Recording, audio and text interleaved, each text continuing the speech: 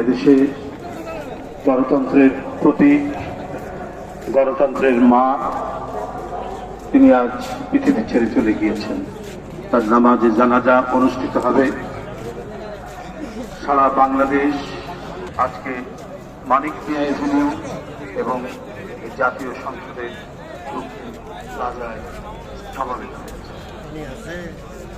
এদেশ সকল শোকে সংকটে যিনি মাতৃত্বের ছায়া দিয়ে আগলে রেখেছিল, যাকে হুমকি দেওয়া হয়েছিল এই দেশ ছেড়ে চলে যাওয়ার জন্য, কিন্তু মৃত্তিকা এবং মানুষের প্রতি তার যে অঙ্গীকার, তার যে দৃঢ় অঙ্গীকার, এই অঙ্গীকার রক্ষার্থে তিনি কোনো হুমকিকেই আমলে না নিয়ে, হুমকির কাছে মাথা নত না করে তিনি এই মৃত্তিকার সাথে সংশ্লিষ্ট থাকতে চেয়েছেন, দেশের জনগণের সাথে থেকেছেন, আর এই জন্য সহ্য করেছেন সীমাহীন নিপীড়ন, নির্যাতন, অত্যাচার।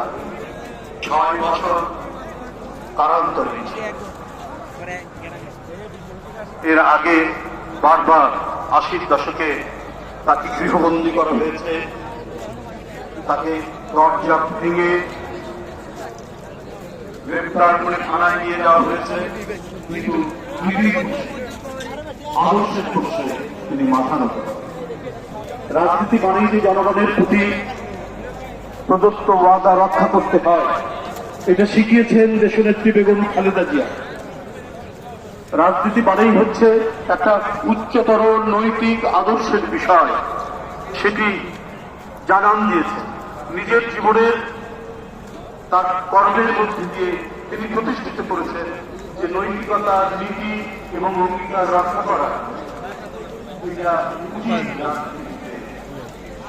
তিনি তার জীবনের প্রতিটি করেন। তিনি জীবনের নানা সংকটের মধ্যেও তিনি সেই আদর্শটিকে প্রতিষ্ঠিত করেছেন। এদেশের স্বাধীনতা যুদ্ধের